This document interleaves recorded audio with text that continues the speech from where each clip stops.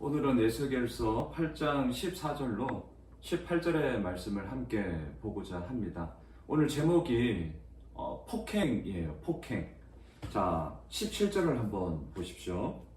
또 내게 이르시되 인자야 내가 보았느냐? 유다 족속이 여기에서 행한 가증한 일을 적다 하겠느냐? 그들이 그 땅을 폭행으로 채우고 또다시 내 노여움을 일으키며 심지어 나뭇가지를 그 코에 두었느니라. 자, 폭행이라는 단어를 하나님께서 쓰셔요. 폭행이 무엇입니까? 말 그대로 물리적인 힘을 가지고 상대방을 때리는 거죠. 하지만 오늘 본문에서 우리가 어찌 하나님을 때리겠습니까?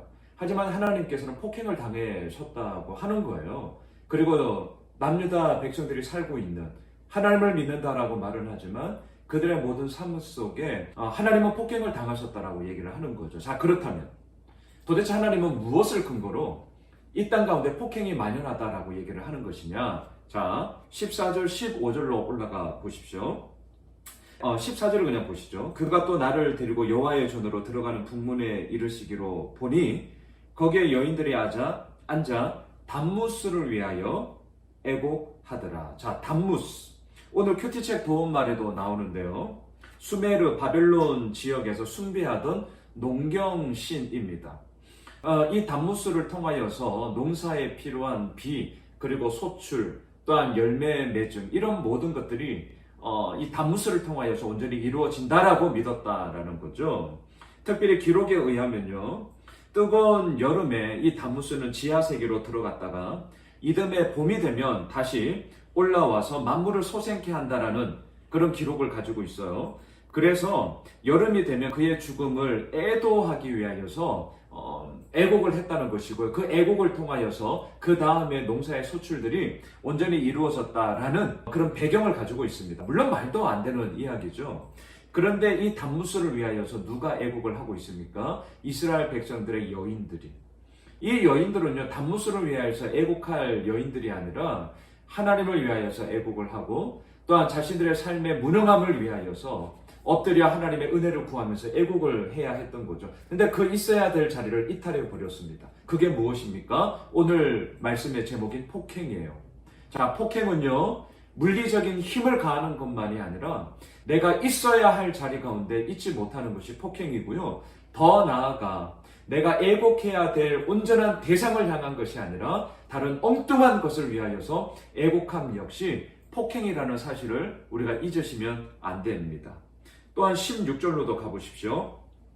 그가 또 나를 데리고 여호와의 성전 안뜰에 들어가시니라. 보라, 여호와의 성전문 곧 현관과 제단 사이에서 약 25명이 여호와의 성전을 등지고 낯을 동쪽으로 향하여 동쪽 태양에게 예배하더라. 태양신을 섬기고 있어요. 근데 이 곳이 어디입니까? 성전 안뜰이에요. 여러분, 성전 안뜰은 제사장들만이 들어갈 수 있는 곳입니다. 제사장들은요, 당시 기록에 의하면 24개의 반열로 쫙 이루어졌어요. 그런데 오늘 보면 16절에 보면 25명이 있다고 그러죠. 24개의 반열에 따라서 각각 그 반열을 대표하는 24명이 있고 그들을 또한 대표하는 누가 있죠? 대제사장이 있죠. 그래서 25명이 성전 안뜰에서 하나님을 예배하는 것 아니겠습니까? 그런데 정작 이들은 누구를 예배하고 있습니까? 태양신을. 말도 안 되는 일들이 지금 어디에서 벌어지고 있냐요? 하나님의 임재의 상징, 하나님의 현현의 상징이었던 예루살렘 성전에서 이루어지고 있습니다. 말이 안 되는 거예요. 그래서 하나님은 오늘 보면 17절에서 얘기하신 것이죠. 너희들은 나를 폭행하고 있다. 물리적인 힘이 아니에요. 물리적인 힘이 아니라 무엇입니까? 하나님을 예배해야 함에도 불구하고 예배해야 될 그 대상에 대해서는 온데간데 없고 태양신이, 담무스가 말도 안 되는 우상들을 섬기는 것이 하나님에게는 폭행이라는 사실이죠.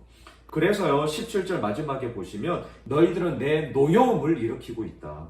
또한 나뭇가지를 그 코에 두었다. 자, 이건 무슨 말이냐면 유대인들의 그런 의식 속에 이 분노는 우리들의 코로부터 이루어진다라고 여겼습니다. 마치 만화에 보면 막 화가 나면서 막 씩씩거리는 그 그림들이 있죠. 분노는 코에서부터 이루어진다.